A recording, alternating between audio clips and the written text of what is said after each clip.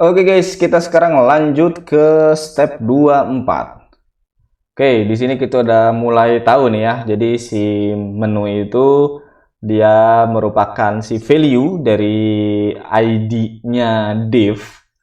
Terus kita ngeset si width-nya itu pakai px atau pixel gitu. Kita punya cara lain. Nah, kita bisa pakai persentase kayak gini nih.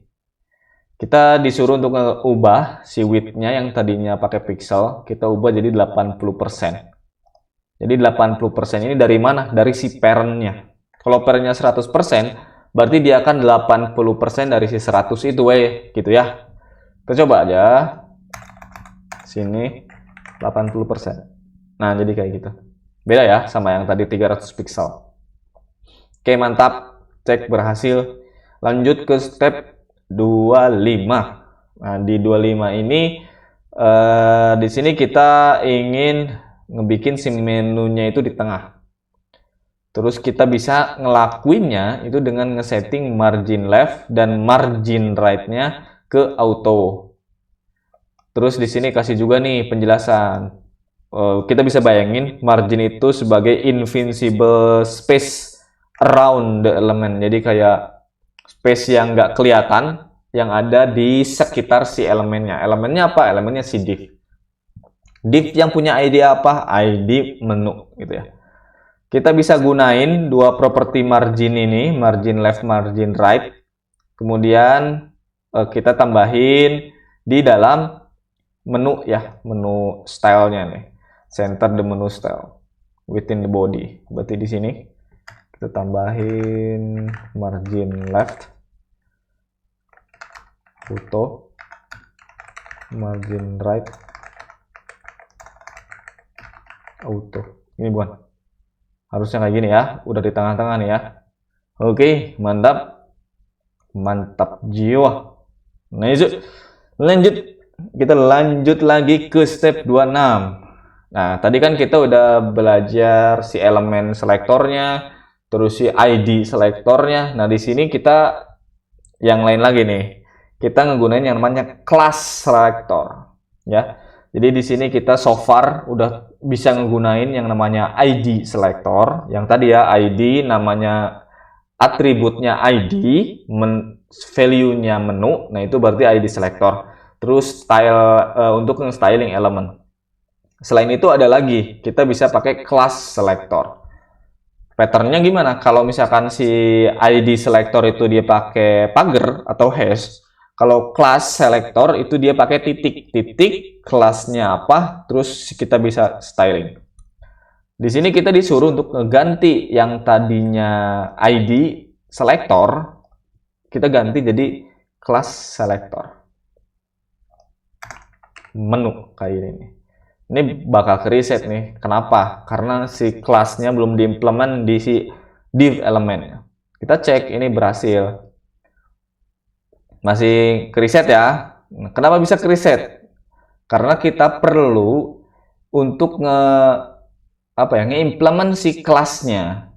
Nah, jadi di sini jelasin untuk mengimplementasikan kelas ke dalam div element, kita harus ngeganti yang tadinya ID atribut menjadi kelas atribut. Kenapa kayak gitu? Karena di style CSS-nya di sini kita udah ganti jadi titik menu, yang mana ini tuh berarti kelas selector ya, bukan lagi ID selector. Oke, kita cek di sini, kita ganti yang tadinya ID, kita ganti jadi kelas. Cek, maka dia akan balik. Submit, berhasil. Lanjut. Sekarang di step berapa nih? 28. Terus di sini di step 28 ini katanya nih, karena si cafe-nya itu main produknya adalah kopi gitu ya yang pengen dijual, kita disuruh untuk menggunakan gambar biji kopi dia sebagai background. Terus di sini disuruh ngedelete si komen ini, kita delete nanti. Terus tambahin property background image. Terus isinya kita set ke sini, ke URL ini. Oke? Langsung implement.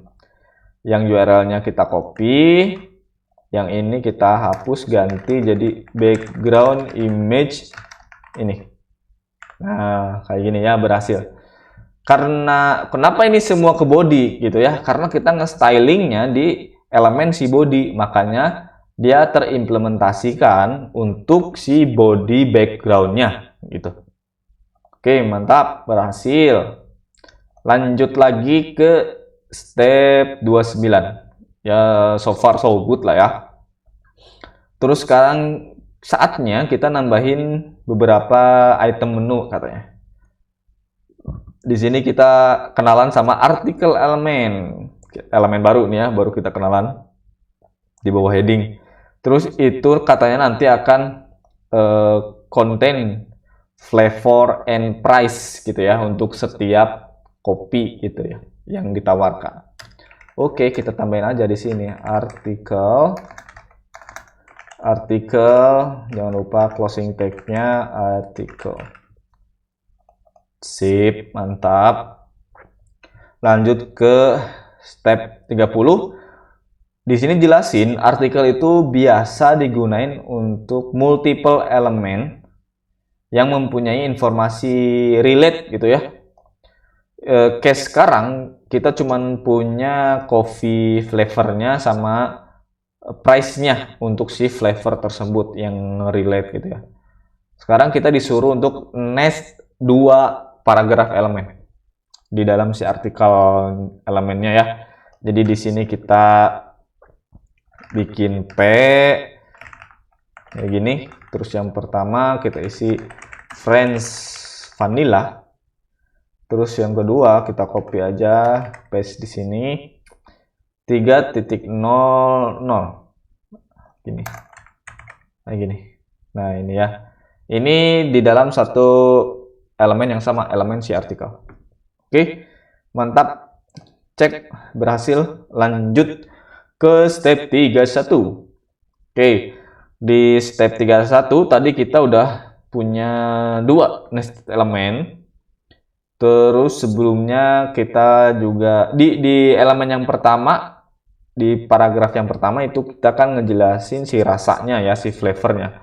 Sementara di paragraf elemen yang kedua itu kita mengandung atau kontennya itu si harga. Terus pengennya kayak gini mungkin ya. Terus ada instruksinya, elemen text should contain the price. Oke, kita coba gini dulu ya. Ini kita copy kayak gini, copy dulu. Terus kita pengen ada pumpkin spice, copy ganti ke sini kayak gini. Terus harganya ganti jadi 3.50. hazelnut masukin ke sini, hazelnut ganti jadi 4. Terus satu lagi ada mocha ganti jadi 4.50. Oke, ini kan masih kayak gini ya, kita cek dulu berhasil atau enggak, salah.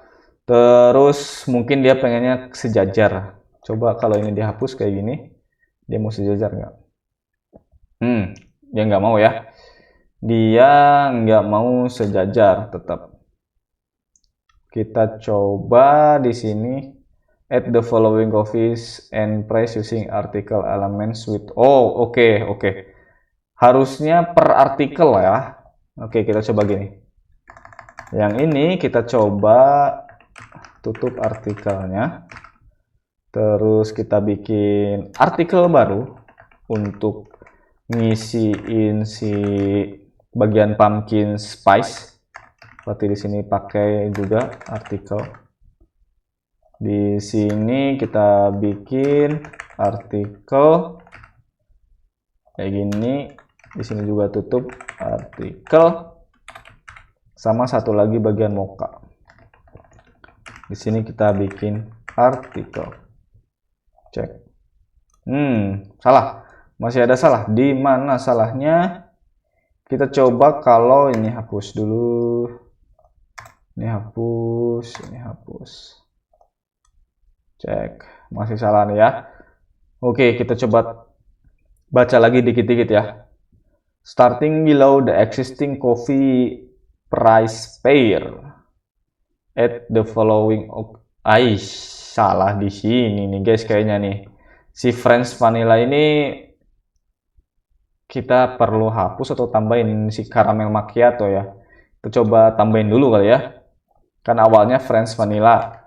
Kita tambahin di sini si caramel macchiato. Kalau ini masih salah, berarti kita nanti hapus saja si French vanilla. 3.75. French vanilla, caramel macchiato, pumpkin spice, hazelnut, mocha. Oke, mantap.